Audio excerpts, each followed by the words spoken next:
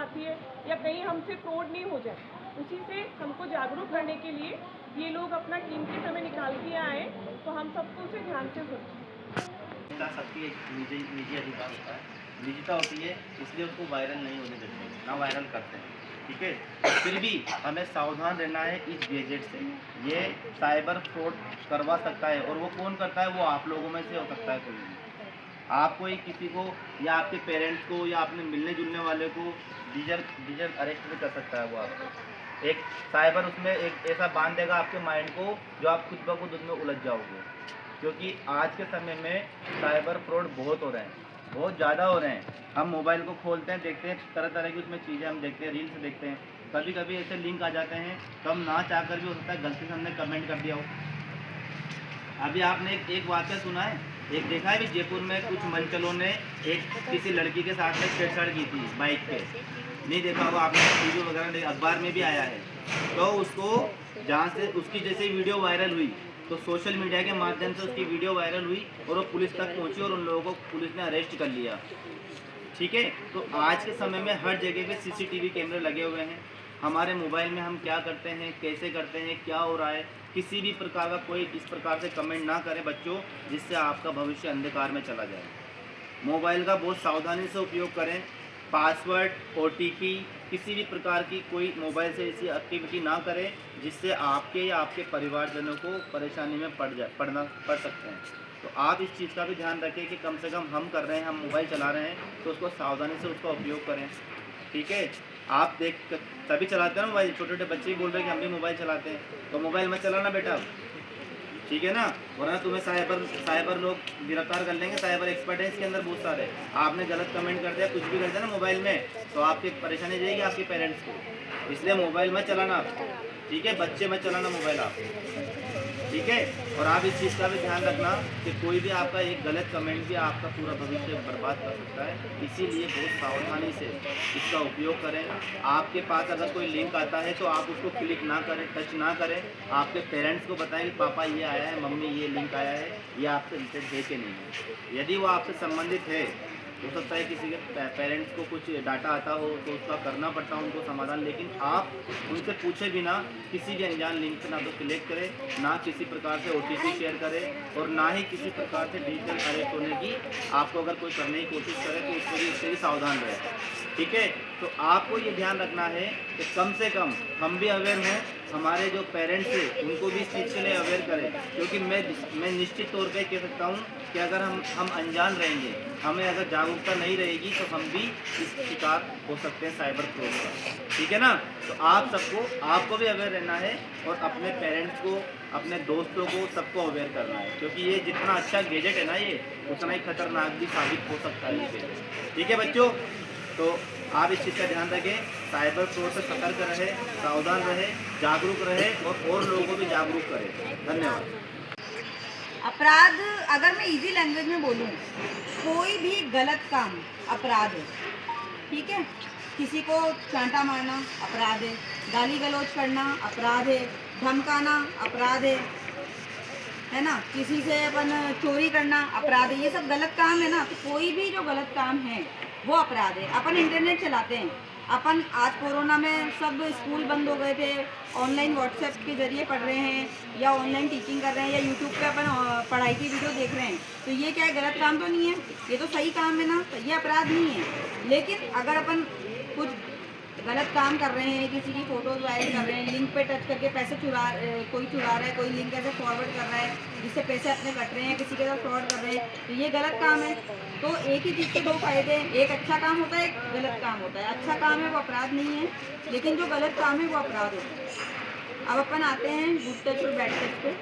कोई अपन को टच करे, आज अपने ही रिश्तेदार होते हैं, अपने ही आस पड़ोसी वाले होते हैं, अपने ही जानकार होते हैं, अदर लोग हैं, वो तो चलो अपन को कैसे भी कर रहे हैं, लेकिन सबसे बड़ा खतरा किससे, जान पहचान वालों से, जान रिलेटिव से।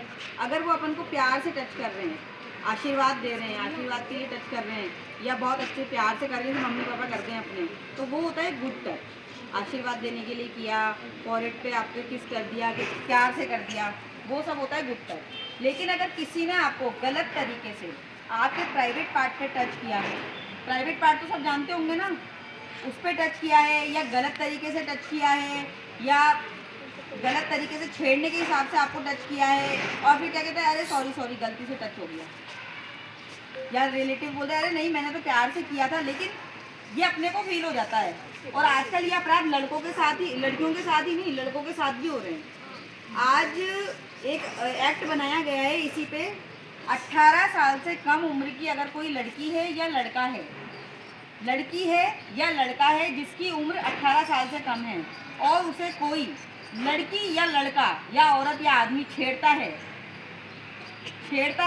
या गलत तरीके से टच करता है या उसे बुला के उसके साथ कोई गलत हरकत करने की कोशिश करता है, तो उसको ऐसी सज़ा होती है जो आप सोच भी नहीं सकते, उसकी जमानत भी नहीं होती है यहाँ से। तो ये सिर्फ लड़कियों के लिए नहीं है, आजकल लड़कों के साथ भी बहुत क्राइम हो रहा ही है, जिसे अपन रेप भी बोल सकते हैं, छेड़छाड़ भी बोल सकते हैं। कोई आपको देख के अगर अश्लील बातें बोल रहा है या गाने गा रहा है चलते चलते, तो भी ये भी अपराध नहीं आता है। और इस एक्ट का नाम है POCSO, prevention of child sexual offences, है ना। तो इस पोक्सो एक्ट के तहत 18 साल से कम उम्र की लड़की या लड़के के साथ अगर कोई भी छेड़खानी, अपराध या कोई देखकर गाने गा रहा है या छेड़ रहा है या अश्लील बातें कर रहा है या आपको कोई वीडियोस दिखा रहा है, गंदी वीडियोस दिखा रहा है, गंदी मैगजीन्स दे रहा है पढ़ने के लिए, या आपको कुछ ऐसे अपराध करने के लिए प्रोत्साहित कर रहा है, गंदे काम करने के लिए प्रोत्साहित कर रहा है, तो ये सब अपराध किसमें आएंगे, पोक्सो एक्ट में आएंगे। तो इसकी आपको डरना नहीं है। जैसे अभी आप शर्मा रहे हो ना कि हमें नहीं पता गुड टच और बैड टच क्या होता है, क्राइम क्या होता है, कोई नहीं बता रहा। अगर ऐसे आप शर्माओगे तो आप कंप्लेन ही नहीं कर पाओगे। आज वो आपके साथ करेगा, कल किसी और को करेगा। आपको बिना शर्माए, बिना हिचकिचाए, बिना डरे अपने टीचर से कंप्लेन करनी है, अपने पेरेंट्स से कंप्लेन करनी है, अपने रिलेटिव से, जिससे भी आप कंफर्टेबल हो, आपके बड़े भाई बहन हैं उनसे कंप्लेन कर सकते हो, किसी से भी कंप्लेन कर सकते हो। पर आपको चुप नहीं रहना है, आपको बताना है। और लड़के भी इस बात का ध्यान रखें, ना तो किसी को छेड़ना है और ना कोई आपको भी छेड़ सकता है, ना किसी के पास जाना है। आजकल लड़कों के साथ भी अपराध बहुत हो रहे हैं, लड़कों को भी बुला लेते हैं, उनके साथ भी छेड़छाड़ी होती है। अगर 18 साल से आप कम हो तो आप पोक्सो एक्ट में शिकायत कर सकते हो, और इसमें आजीवन कारावास तक की सजा का प्रावधान है, मृत्यु दंड तक का भी प्रावधान है। मिनिमम सजाई इसमें 20 साल है, और उसकी जमानत ही नहीं होती है यहाँ से। तो हाई कोर्ट सुप्रीम कोर्ट तक घूमता रहता है। अगर आदमी और सच्चा केस है तो उसकी वहाँ से भी जमानत नहीं होती है। तो इसलिए आजकल बच्चों के लिए बहुत सारे कानून बनाए हैं सरकार ने। एक चाइल्ड मैरिज एक्ट बनाया है। अगर आप अपने आसपास किसी को भी देखते हो कि 18 साल से कम है और इसकी शादी से घर वाले ज़बरदस्ती करवा रहे हैं, या ज़बरदस्ती इसकी शादी हो रही है, या घर वाले भी चलो उसकी मर्ज़ी से भी करवा रहे हैं, या वो भी, पर ये अपराध होता है। इसकी कंप्लेन भी आप अपने आसपास किसी से भी कर सकते हो, आपके घर वाले किसी से भी कर सकते हैं। इसमें भी 2 साल की सज़ा का प्रावधान है। उस शादी में जाना भी अपराध है। उस शादी में अगर आप यूँ ना, हम तो खाना खाने ही गए थे, तो वो भी अपराध होता है। आपको खाना खाने भी नहीं जाना है उस शादी में। पंडित है, हलवाई है, उसमें सबको सज़ा मिलती है।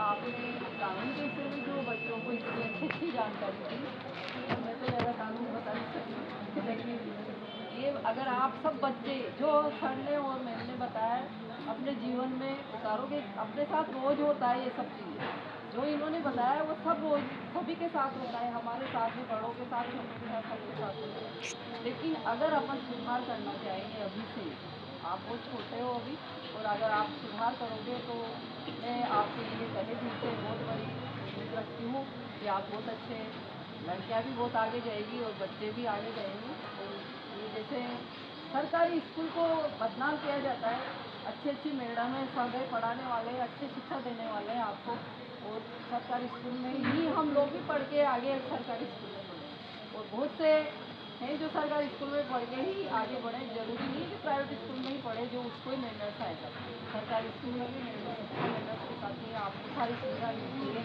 तो आप उसको अपने जीवन में उतारने की कोशिश करो।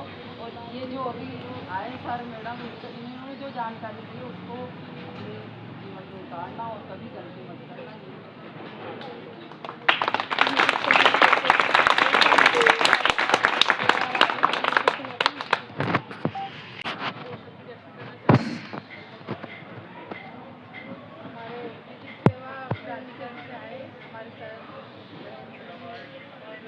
मैडम जी को बहुत ही बहुत धन्यवाद महिला समिति की तरफ से।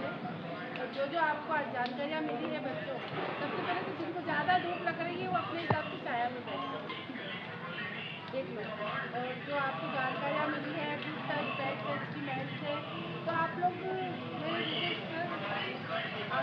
बच्चियों से कहती हूँ बेटा आप ध्यान रखो अपने जीवन का। साइबर क्राइम हो रहा है और फोन चलाओ तो आप काम के लिए चलाओ, ना कि हम फंस जाए या फिर हमें कुछ गलत कमेंट्स कर रहे हैं और हमें मज़ा आ रहा है। तो बच्चों को 2 मिनट का मज़ा होता है लेकिन उससे लाइफ बर्बाद हो जाती है। तो इसलिए आप रिक्वेस्ट है और आप कोशिश करो कि आप अच्छा पढ़ो और आगे बढ़ो। विधि सेवा प्राधिकरण को मैं बहुत बहुत धन्यवाद करती हूँ कि उन्होंने हमें सभी जानकारियाँ दी और यहाँ पे